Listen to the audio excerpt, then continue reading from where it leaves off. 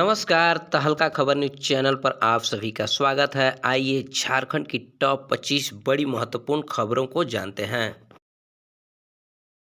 इस वक्त की बड़ी खबर, झारखंड में होली के बाद होगी मैट्रिक व इंटर की परीक्षाएं।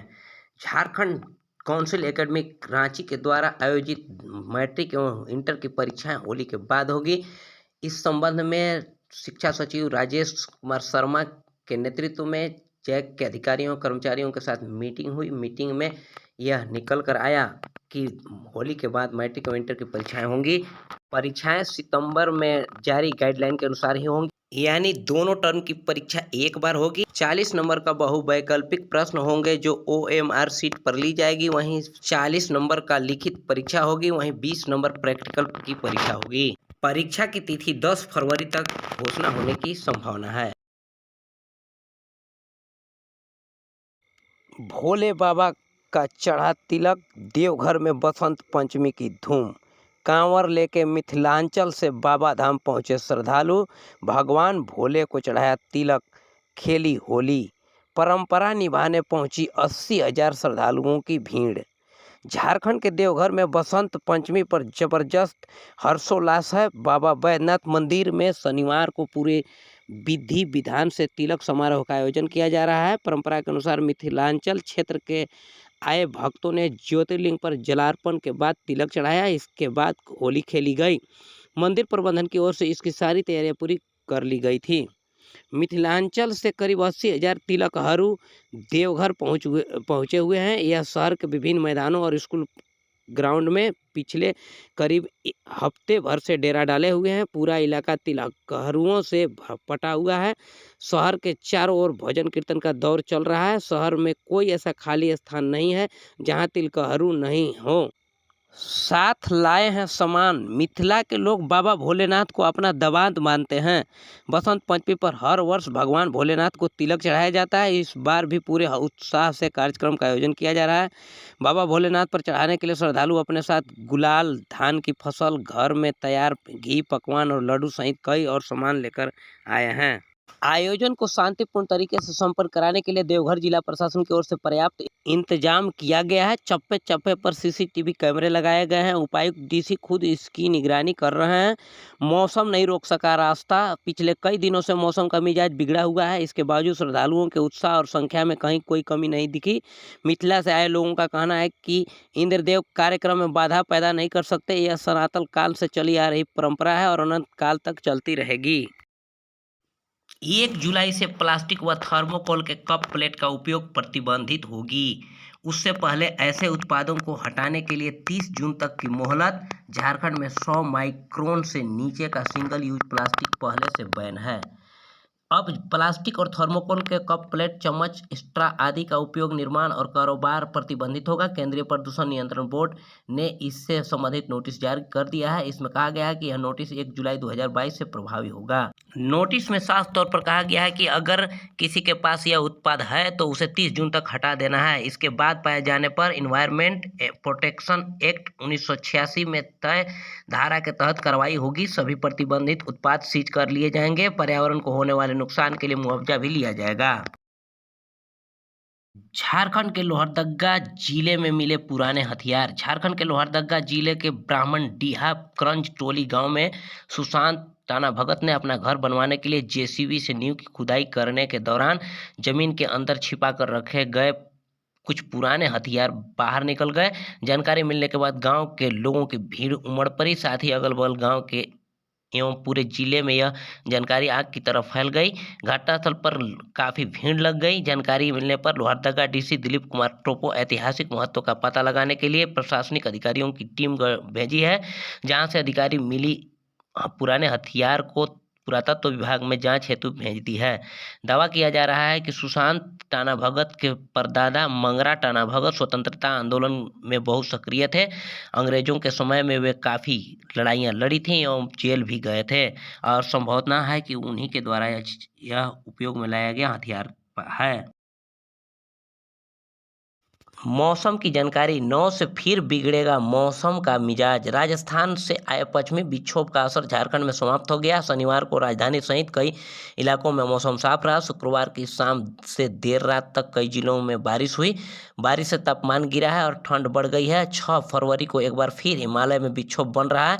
इसका असर झारखंड में 9 व 10 फरवरी को दिखेगा। 9 फरवरी को रांची समेत पलामू, गढ़वा, चतरा, कोडरमा, लातेहार, लोहरदगा, बोकारो, गुमला, हजारीबाग, खूंटी और रामगढ़ में हल्के से मध्यम दर्जे की बारिश हो सकती है। 11 फरवरी से मौसम साफ हो जाएगा। इसके बाद ठंड घटने लगेगी। 50,000 जेटेट प्रमाण पत्र की मान्यता फिर होगी बहाल। 2013 में हुई थी पात्रता परीक्षा।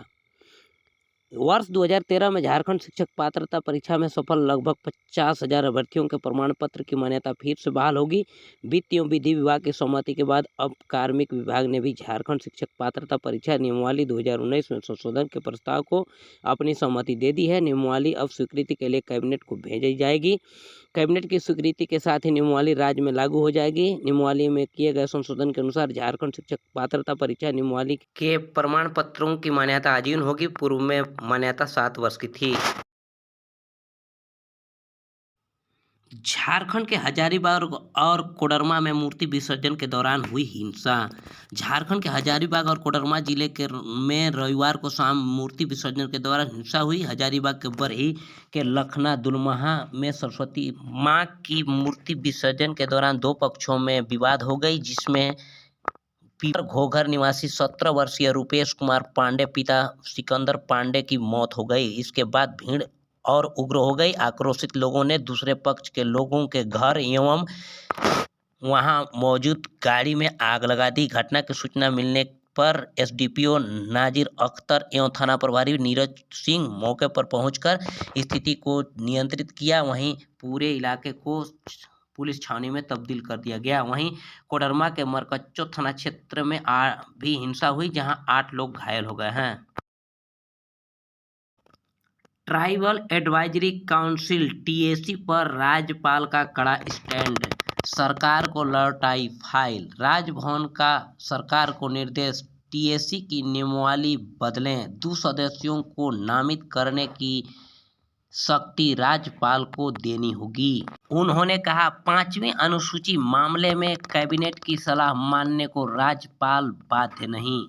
आपको बता दूं कि पिछले साल 4 जून को बनी थी नियमावली। 7 जून को राजभवन को भेजी गई थी फाइल। राज्यपाल रमेश बैस ने टीएसी की फाइल कड़े निर्देश के साथ सरकार को लौटा दी है। राज्यपाल की परामर्श एवं सहमति के बिना पिछले साल जारी की गई थी टीएसी की नियमावली को संविधान की 5वीं अनुसूची की भावना के खिलाफ और राज्यपाल के अधिकारों व शक्तियों का अतिक्रमण बताया और वापस लौटा दी है फाइल। लातेहार डीएसी पर नियम के विरुद्ध कार्य करने का लगा आरोप। लातेहार शिक्षा विभाग के आला अधिकारी डीएसी सह डीओ पर दिन प्रतिदिन गंभीर आरोप लग रहे हैं।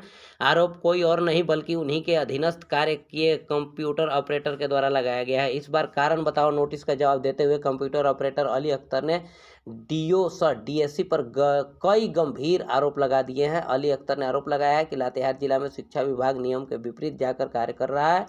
सिर्फ पैसा उगाही करने के सारे नियमों को ताक पर रखकर कार्य किया जा रहा है। श्री अख्तर ने इस बाबत उदाहरण भी दिए हैं, जिसमें जिले भर के तमाम शिक्षकों के द्वारा लिए गए अवैध पैसे एवं किए गए कार्य का ब्यौरा भी समर्पित किया है। अब देखना यह दिलचस्प होगा कि अधिकारियों के द्वारा इस पर संज्ञान लेकर कार्रवाई की जाती है अथवा मामला को दबा दिया जाता है, क्योंकि मामला गंभीर है और कई अन्य अधिकारी भी इसके जद में आ सकते हैं। विधायक मथुरा महतो ने जंगली हाथियों के द्वारा मारे गए मृतक के आश्रितों को दिलाया मुआवजा। धनबाद जिला अंतर्गत राजगंज स्थित तोपचांची रेंजर ऑफिस में एक सादे समारोह में टुंडी प्रखंड के पश्चिमी क्षेत्र जीतपुर पंचायत के पलमा बस्ती कुल्ही से गंगापुर जाने के क्रम में बेनीलाल बेसरा की 54 वर्षीय पत्नी फूकू देवी को शुक्रवार दिनांक 23/7/2021 के दिन 11 बजे दोपहर में जंगली हाथियों ने मार डाला था। लोकप्रिय विधायक सह सत्तारूढ़ दल के सचेतक मथुरा प्रसाद महतो जी ने उनके पति को 4 लाख रुपए की चेक सुपुर्द किए और तोपचांची प्रखंड और टूंडी प्रखंड के दर्जनों गांवों के क्षतिग्रस्त मकानों, क्षतिग्रस्त फसलों का मुआवजा भी चेक के द्वारा किया गया। इस कार्यक्रम में मुख्य रूप से रेंजर 1 के मंजुल, सांसद प्रतिनिधि प्रमोद चौरसिया, बसंत महतो उनके साथ मौजूद थे। सुधार गृह में पहली बार बाल कैदियों के 2 गुटों में हिंसक भिड़ंत, रंगदारी को लेकर डुमरदग्गा रिमांड होम में चले लाठी डंडे, 21 बाल कैदी घायल। डुमरदग्गा स्थित बाल सुधार गृह में रविवार की सुबह बाल कैदियों के 2 गुट भिड़ गए। इसमें दोनों पक्ष के 21 बाल कैदी घायल हो गए। एक पक्ष के 10 और दूसरे पक्ष के 3 लोग गंभीर रूप से घायल हैं, जिनको रिम्स और सदर अस्पताल में भर्ती किया गया है। दरअसल रिमांड होम के वार्ड संख्या 1, 3 और 4 के बाल कैदियों का वार्ड संख्या 2 में रहने वाले 15 कैदियों के बीच रंगदारी को लेकर विवाद चल रहा था। रविवार सुबह 6 बजे तीनों वार्ड के बाल कैदी वार्ड संख्या 2 में पहुंचे और लाठी डंडे से हमला कर दिया। दोनों के बीच 1 घंटे तक मारपीट चलती रही। किसी तरह सदर थानेदार श्याम किशोर महतो ने मामले को शांत कराया। खूंटी के बाल कैदियों से रंगदारी मांगने के कारण 4 महीने से चल रहा था विवाद। आपको बता दें कि इससे पहले अभी तक बाल कैदी में इस तरह का हिंसक भिड़ंत नहीं हुआ था। देवघर हिंदी विद्यापीठ के सर्टिफिकेट पर नियुक्त हुए सरकारी कर्मचारी नौकरी से हटाए जाएंगे। कार्मिक विभाग ने विभागों को कार्रवाई करने का दिया निर्देश। झारखंड में देवघर हिंदी विद्यापीठ के सर्टिफिकेट पर नियुक्त सरकारी कर्मचारी नौकरी से हटाए जाएंगे। कार्मिक एवं प्रशासनिक सुधार विभाग ने इस संबंध में आदेश जारी कर दिया है। विभाग के प्रधान सचिव वंदना डाडेल ने सभी विभागीय प्रधानों को पत्र लिखकर इस संबंध में आवश्यक कार्रवाई करने को कहा है। पत्र में कहा गया है कि 1 जून 2015 को ही सभी विभागों को जानकारी दी गई थी कि 26 जून 2014 के बाद किसी भी सरकारी नियुक्ति या प्रोन्नति के लिए हिंदी विद्यापीठ की डिग्रियों को मान्यता नहीं है, भले ही उनका सर्टिफिकेट 26 जून 2014 से पहले ही जारी क्यों न हुआ हो। आधिकारिक सूत्रों के मुताबिक राज्य में करीब ऐसे 1 दर्जन से कर्मचारी हैं जिनकी नियुक्ति हिंदी विद्यापीठ के प्रमाण पत्र के आधार पर हुई है। बजट सत्र में ATR पेश होना है, इसलिए आदेश जारी किया गया है। झारखंड 20 के पिछले शीतकालीन सत्र में झामुमो विधायक दीपक बिरुआ ने पूछा था कि हिंदी विद्यापीठ के सर्टिफिकेट पर नियुक्त और प्रोन्नत हुए कर्मचारियों के खिलाफ क्या कार्रवाई की गई। इस पर सरकार ने बताया था कि ऐसे कर्मचारियों के खिलाफ कार्रवाई की जा रही है। अब चूंकि विधानसभा का बजट सत्र शुरू होने वाला है, इसमें सरकार को एक्शन टेंशन रिपोर्ट पेश करना है, इसलिए कार्मिक विभाग ने सभी विभागों को कार्रवाई कर सूचना देने को कहा है। स्वर कोकिला के निधन से शोक, झारखंड के CM हेमंत सोरेन ने कहा, लता जी की आवाज़ हमेशा हमारे दिलों पर राज करेगी, यह देश की क्षति। स्वर कोकिला लता मंगेशकर के निधन पर चौतरफा शोक की लहर है। घटना की जानकारी मिलने के बाद रविवार को झारखंड के मुख्यमंत्री हेमंत सोरेन ने गहरा शोक व्यक्त किया। मुख्यमंत्री ने कहा कि लता जी के निधन से मर्माहत हूं, यह देश और देशवासियों के लिए अपूरणीय क्षति है। आज हर किसी की आंखें नम हैं।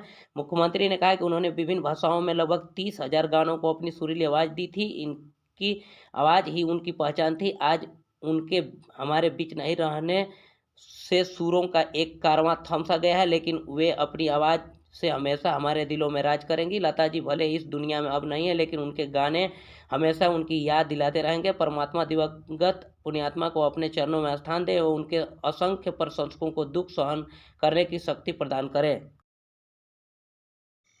गढ़वा के कन्हर में मिली युवक की लाश। गढ़वा के कन्हर में एक युवक की लाश बरामद की गई है। जिले के धुरकी थाना क्षेत्र अंतर्गत कन्हर के तटीय क्षेत्र में शनिवार को युवक का शव देखा गया। मरने वाले की पहचान व्यास मुनि परहिया के रूप में की गई है। वह शुक्रवार को अपनी पत्नी के साथ साप्ताहिक बाजार गया था। वापस लौटने के क्रम में युवक खाला और खुटिया के बीच रुक गया। इसके बाद वह देर रात तक घर वापस नहीं लौटा। शनिवार को युवक का शव जंगल में देखा गया। इसके बाद पुलिस को मामले की सूचना दी गई। मौके पर पहुंची पुलिस की टीम ने शव को कब्जे में लेकर पोस्टमार्टम के लिए भेज दिया है। बताया जा रहा है कि युवक के पिता का नाम परमेश्वर परहिया है। गांव में परिवार की काफ़ी इज्जत है। घर के लड़के की मौत की सूचना मिलने के बाद गांव के लोगों की भीड़ पीड़ित परिवार को शोक संतावना देने पहुंच गई। परिवार व ग्रामीणों ने पुलिस से मांग की है कि वह मामले की जांच सही तरीके से करे। कुछ लोगों ने युवक की हत्या की आशंका व्यक्त की है। घटना के बाद से परिवार के लोगों का रो रो कर बुरा हाल है। थाना प्रभारी सदानंद कुमार ने कहा है कि पोस्टमार्टम रिपोर्ट आने के बाद ही मौत के कारणों के बारे में स्थिति स्पष्ट हो सकेगी। पुलिस ने जांच प्रारंभ कर दी है। कुछ लोगों से पूछताछ की जा रही है। झारखंड में मार्च के अंत में हो सकते हैं पंचायत चुनाव। 5 चरणों में कराने की तैयारी, राज्य सरकार तैयार।